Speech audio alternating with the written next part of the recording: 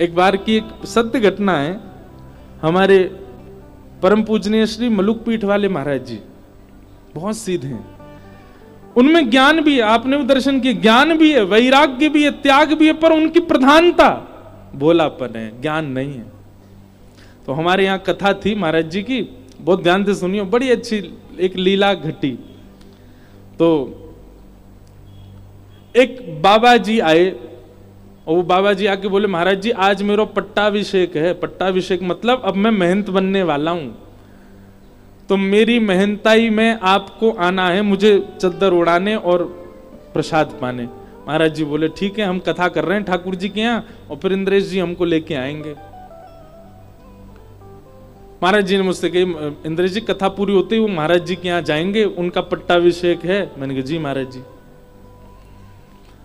उस दिन था नंदोत्सव, दोपहर 3 बजे कथा प्रारंभ हुई और रात्रि 1 बजे विश्राम हुई। रात के 1 बज गए। दिसंबर का महीना, भयंकर कोहरा। तो मैं गाड़ी चला रहा, कोहरे में आगे दिखे नहीं, तो मां मलुक पीठ जहां महाराज जी उसके बगल में ही स्थान था, वहीं पर ही वो महंताई हुई थी। तो जैसे हम मलुक पीठ पहुंचे, तो मलुक पीठ पहुंचे हम 2:30 बजे रात में, कोहरे के कारण। तो 2:30 बजे मैंने कहा महाराज जी अब चलें कक्ष में, आप भी विश्राम करो। नहीं वो महंत जी के यहाँ जाना है। मैंने महाराज जी 2:30 बज रहे हैं रात के। नहीं उन्होंने प्रसाद रखा होगा हमारे लिए। महाराज जी हाथ पकड़ के गोपीनाथ बाजार की गलियों में ले गए और जहां वो पट्टाभिषेक हुआ, द्वार वार सब बंद हैं। महाराज जी खड़े, हम खड़े हैं, 2-3 और लोग खड़े हैं और महाराज जी बाहर से कह रहे सीताराम, अरे पूरी सब्जी है क्या? मैंने महाराज जी 2:30 बज रहे रात के। महाराज जी बोले नहीं उन्होंने रखा होगा हमारे लिए, आप थोड़ा गेट खटखटाओ।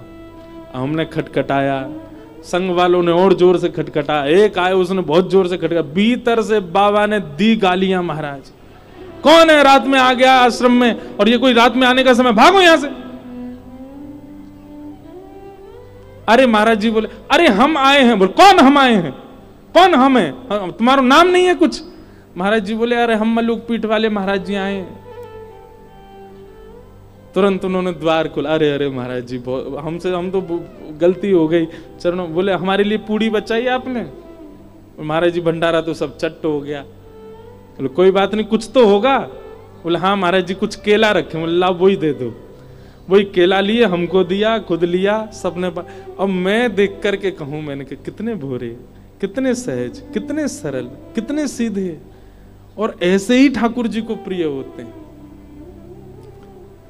जरा सा भी जिसमें एक भाव आ जाता मैं कुछ हूं। क्यों कहते हैं चैतन्य महाप्रभु तृणादपि सुनीचे न, क्यों तृण के समान बन के रहो? क्योंकि ठाकुर जी को वही प्रिय है।